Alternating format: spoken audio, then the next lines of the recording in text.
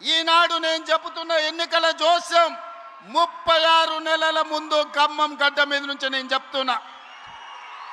రాబోయే ఎన్నికలు 2029 డిసెంబర్లో జరగవు, 2028 డిసెంబర్లో జరగవు, 2029 మే జూన్ మాసంలో మన శాసనసభ ఎన్నికలు జరుగుతాయి. తెలంగాణ రాష్ట్రంలో ఉన్న 17 పార్లమెంట్లు సీట్లు 26 పార్లమెంట్లుగా మారుతాయి. 119 ఉన్న శాసనసభ నియోజకవర్గాలు 182కు పెరుగుతాయి. ఈరోజు చెప్తున్నా 182 శాసనసభ నియోజకవర్గాలలో 117 సీట్ల పైన గెలిచి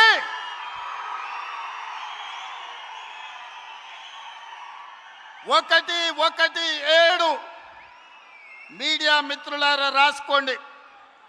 117 అంటే 117 శాసన సభ్యులను గెలిపించుకొని రెండవసారి తెలంగాణ రాష్ట్రంలో ప్రజాపాలనను కాంగ్రెస్ ప్రభుత్వాన్ని గెలిపిస్తాం. రాముడు మీద, భద్రాచలం రాముడు మీద ఆనా. ఇది ఖమ్మం కాంగ్రెస్ కార్యకర్తల మాట. కాసుకో చంద్రశేఖర్ రావు, నువ్వు, నీ కొడుకు, నీ అల్లుడు, నీ బిడ్డ, నీ చుట్టాలు, నీ భజన పరులు, నీ ఒప్పందాలు, నీ దొంగ సర్వేలు చేసే దొంగ ఏజెన్సీలతో సహా గుర్తు పెట్టుకోండి. ఈ తారీఖు జూలై 10, 2026 నాడు మాట చెప్తున్నా. ఈ మాట కోసం రోజుకు 18 గంటలు పనిచేస్తాం మేమందరం, మా మిత్రులందరూ. ఒక్క క్షణం కూడా అలుపెరగము, ఆలస్యం చేయము. ఎవరిని కూడా అన్యాయం జరగనీయం. తెలంగాణ ప్రజలకు, దళితులు, గిరిజనులు, ఆదివాసీలు, బలైన వర్గాలు, మైనారిటీలు, మహిళలు, రైతులు, విద్యార్థులకు ఈ సంక్షేమ ప్రభుత్వం, ఈ ప్రజాపాలన ఒక సుభిక్షమైన పరిపాలన అందిస్తుంది. రామరాజ్యాన్ని తీసుకొస్తుంది. ఆనాడు మీ అందరికీ తెలుసు, వరేసుకుంటే ఉరేసుకున్నట్టే అని చంద్రశేఖరరావు అన్నాడు. ఈనాడు ఉత్తమ్ కుమార్ రెడ్డి గారు, భట్టి విక్రమార్క గారు, తుమ్మల నాగేశ్వరరావు గారు వరేసుకుంటే 500 రూపాయల బోనస్ ఇచ్చి చివరి గింజ వరకు కొంటాం. దేశంలోనే తెలంగాణ రాష్ట్రాన్ని ఆదర్శంగా నిలబెడతామని చెప్పారు.